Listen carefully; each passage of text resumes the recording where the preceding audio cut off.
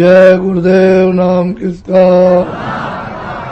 जय गुरुदेव नाम किसका, जय गुरुदेव नाम किसका।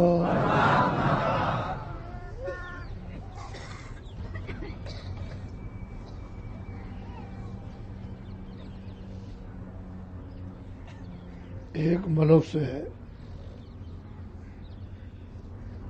पंचभौतिक शरीर में जब जीवात्मा बंद की जाती है तो उसका प्रकाश, उसकी रोशनी एक सीमित है, बहुत छोटी सी।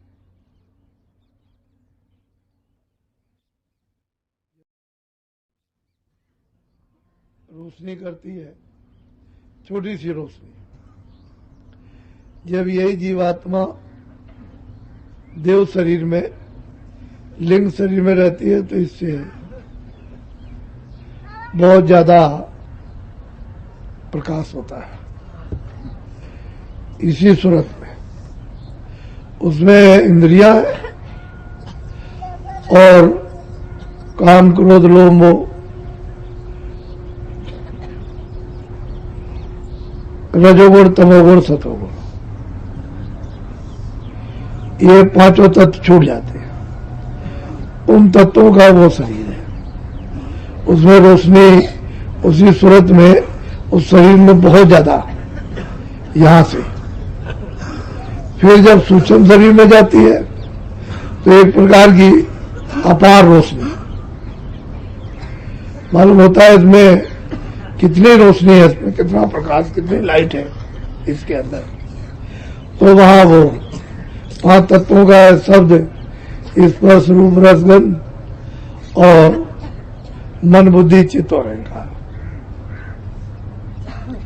जब सूरज कारण शरीर में जाती है तो वह ये कोई झगड़ा नहीं, बस शब्द, स्पर्श, रूप, रस, गंध।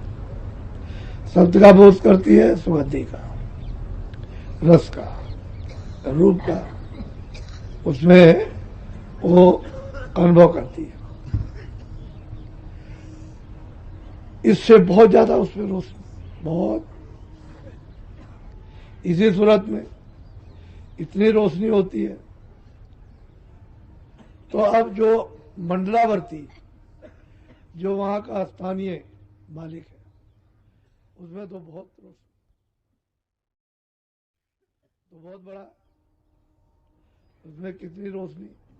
तो ईश्वर में, जिसको गाठ कहते हैं, उसमें बहुत रोशनी। फिर ब्रह्म में बहुत रोशनी, उससे ज्यादा पार ब्रह्म में कितनी रोशनी, कितना प्रकाश उसके अंदर, कितना बड़ा है। फिर महाकाल पुरुष, उसमें कितनी रोशनी। तो सत्पुरुष है, उसकी तो रोशनी का वर्णन ही नहीं हो सकता। ये जो रोशनी का वर्णन किया जाता है, ये संकेत है, इशारे।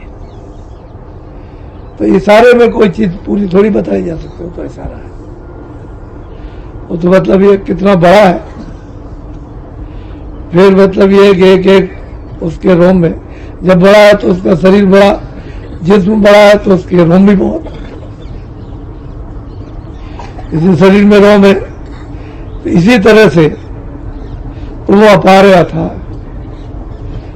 कोई वर्णन कर नहीं पाया, न कर सकेगा। ऐसा है। जिन्होंने भी जो कुछ भी कहा है वो सब कलम बंद कर दी, इशारेबाजी बंद कर दी। फिर ये कह दिया कि ये देखने के ताल्लुक। सूरज जब कमाई करती, जब करती हुई पहुंचेगी तो ये अपने आप स्वयं देखेगी, सुबंद कर दिया गया। तो इशारे किए जाते हैं, वहां का यहां कुछ लिखा नहीं जाता। अब साधकों को चाहिए कि ऐसी कमाई अभी से ही करो ताकि सब कुछ तैयारी रहे, मतलब है। तो तैयारी से तो आगे जा सकते हो, और तैयारी कुछ नहीं रहेगी तो आगे जा, क्योंकि उधर दाखिल नहीं हो सकते, रोशनी बर्दाश्त नहीं कर सकते, फिर शब्द नहीं बर्दाश्त कर सकते।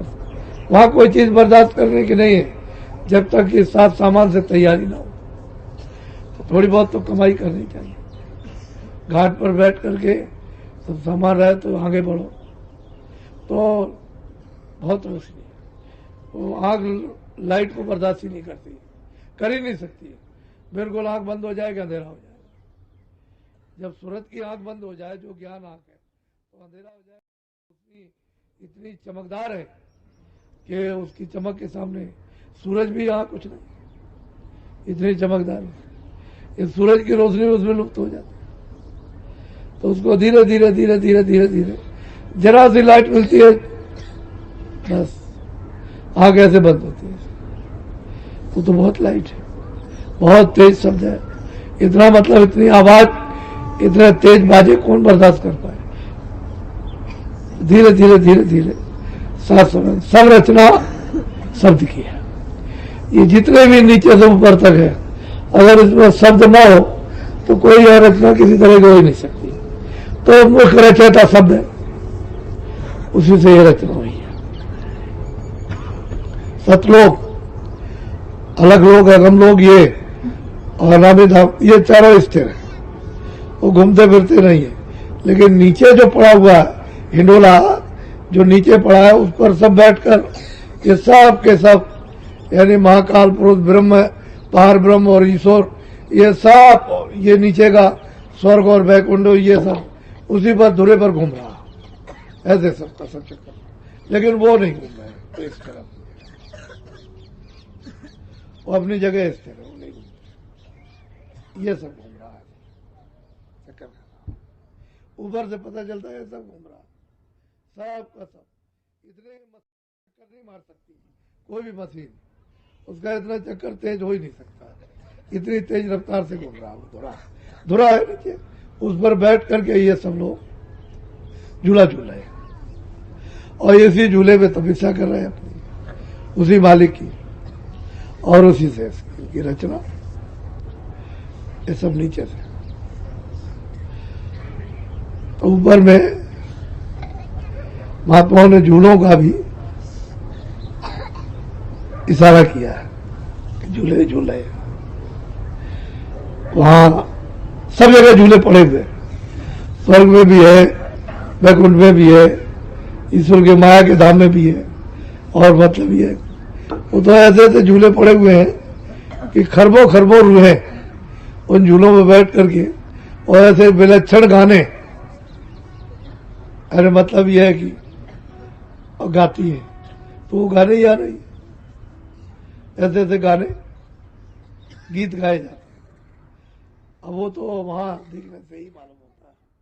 तो झूले सब जगह, और ये भी जिक्र किया है कि झूले नर और नार, ऐसा मालूम होता है वहां कुछ पुरुष भी है, तो पुरुष तो रहेंगे ही, स्त्रियां भी है, स्त्रियां भी रहेंगी। क्यों कि जहां से कपड़ा पहनाया वहां से एक स्त्री का कपड़ा, एक पुरुष का।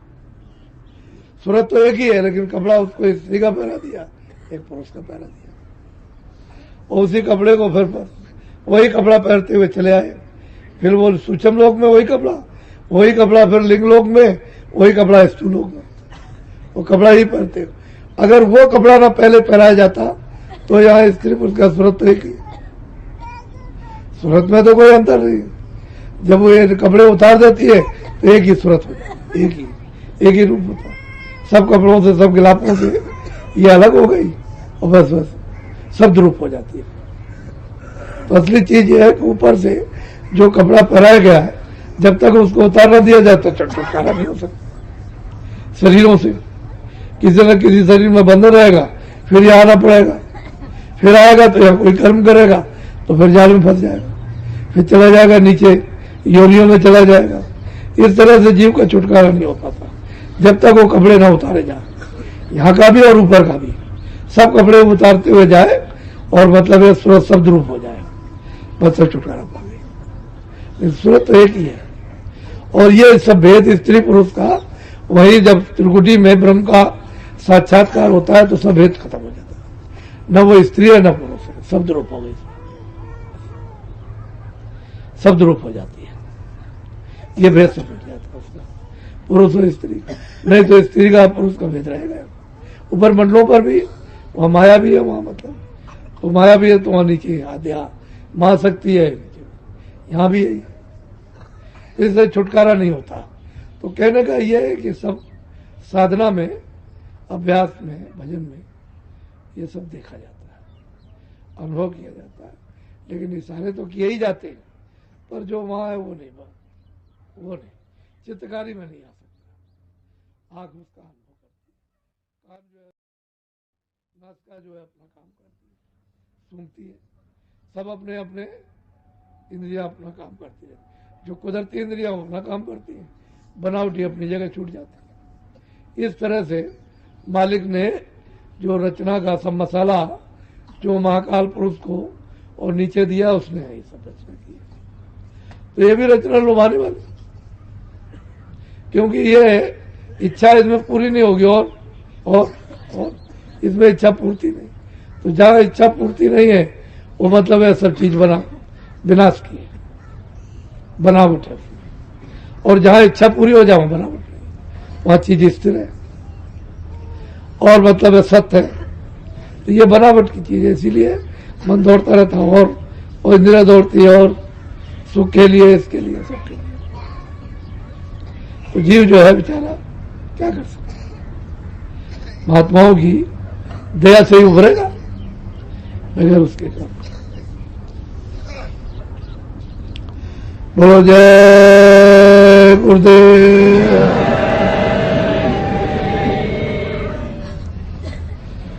जय